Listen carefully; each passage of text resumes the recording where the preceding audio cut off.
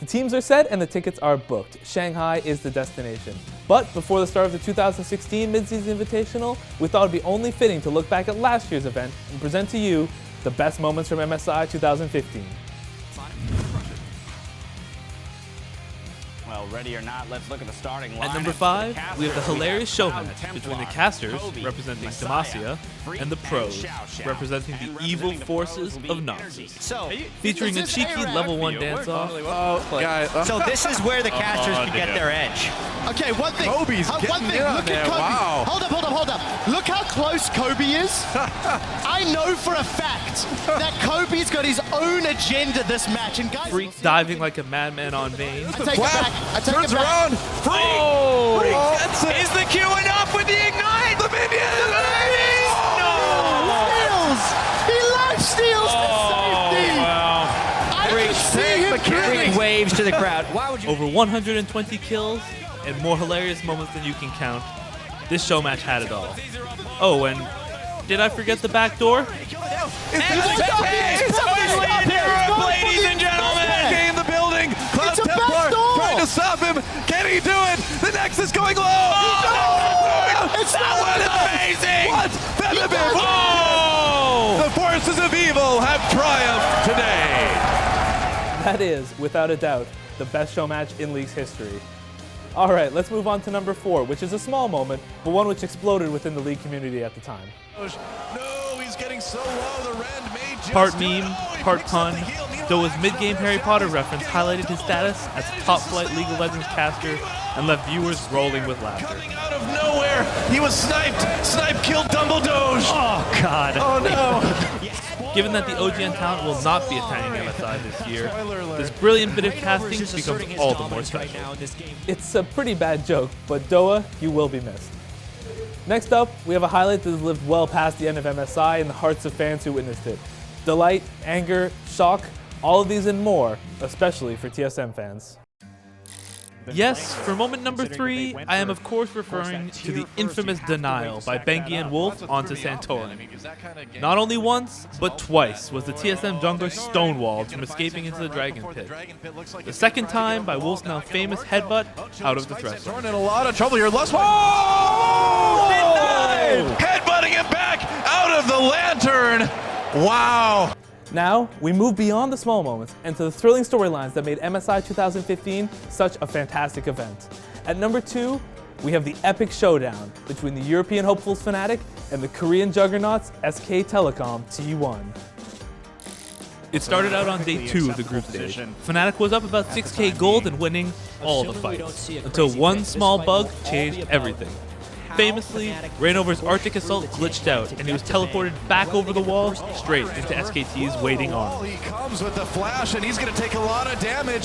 SK Telecom, big ult on the back below. There's the inhibitor. You don't want to go through that. And Huni taking a lot of damage. Nice ult from Marin, actually, to keep Fnatic away. Yellstar Forced to fight to save their jungler, Fnatic lost the skirmish, and SKT was giving an opening back into the game. Taking Baron off the fight, that one small moment led to a chain of events that ended with SK Telecom taking a fight near Fnatic's base that saw Bang get a pentakill to complete the comeback. In big trouble, double kill for Bang already, making a triple kill. And now SK Telecom, despite that big ult for Febiven, Bang's going in. Oh, Febiven near Penta. That's a pentakill, I believe. Yes, it is for Bang. That one defeat put a fire in Fnatic's belly, and their rematch in the semifinal against SK Telecom turned out to not only be among the closest a Western team has ever come to taking down a Korean squad, but featured fantastic plays on both sides. First, we saw Febiven's 2 solo kills on Faker in Game 3. Death mark coming in. And will it be enough? The pop and the ignites. Febiven 1v1's Faker. Aggressive pick-making team. Faker eats 2 shurikens. The knockup is interrupted as Febiven materializes. Ignite plus 1 more. That is 2 1v1s in a game. Of course, we mustn't forget Huni's 2v1 in the top lane.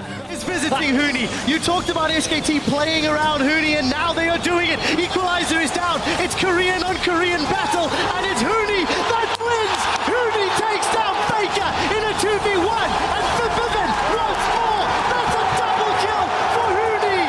And finally, SK Telecom's Bengi shattering the opposition by pulling out his famous Nunu in devastating fashion for Game 5. National stage, we'll find out. Rainover says, I'll have none of that nonsense. He goes in with a body slam. We do see him trading back and forth, but Bengi's going to win this one. Here comes Eddie Carey. That's a flash forward. There's no acid hunter yet. Somebody heal from Bang. The Ice Blast gets first blood. Bengi's on the board. And that might be some of the advantage that SKT need to keep Rainover down. Nunu. We keep highlighting the Nunu. In the end, SKT was too strong for the Europeans, but those games have gone down in history as some of the most thrilling, not only from MSI, but for the entirety of 2015. Do they have tricks left up? And finally, for number one, could it really be anything else other than the fated clash between the two best teams of the tournament? Yes, the match between SK Telecom T1 and Edward Gaming was epic. Not just for the storylines that played into it, but for the quality of the games that determined the outcome. There was just so much history here. China versus Korea. Faker once again taking on the only player who truly had his number, Pawn. And of course, the other lane matchups across the map. Telecom T1 and Edward Gaming. Some plays that stick out from the series include Koro's famous 3v1 escape on Gnar in the top lane. He's going in now. He's waiting for some more support. Wolf is coming as well. Wolf should be able to get there in time. Very nicely done. Crowd control a bit stacked there, giving Koro time to move right away. But Wolf has the rest to finish this off. The Wallop keeps him in place. Nobody else is roaming up here, and EDG's not able to get live anything. Koro running out, dodges the boomerang back, and gets himself a kill. And who could forget the absolutely insane level 1 team fight from Game 2? Yeah, there's a chance we'll see a little bit of conflict right here. This is the danger of 5-man invading sometimes against an Annie, but they know the stun. We swap sides. Is up.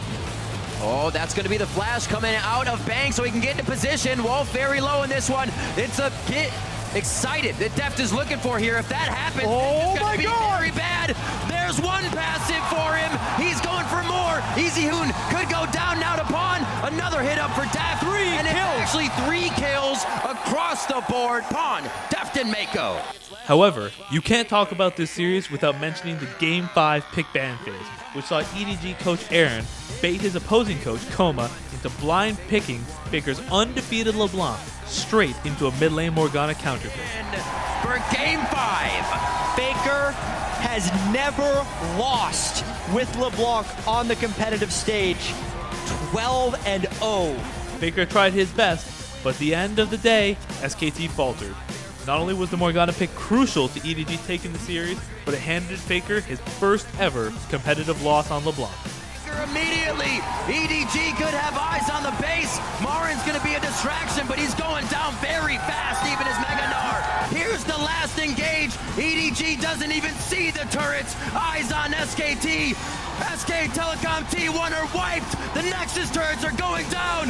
LPL's Edward Gaming are the 2015 Mid-Season Invitational Champion. That pick, that game, that series continues to be one of the finest displays of League of Legends we have ever seen, giving the inaugural Mid-Season Invitational one hell of a finish.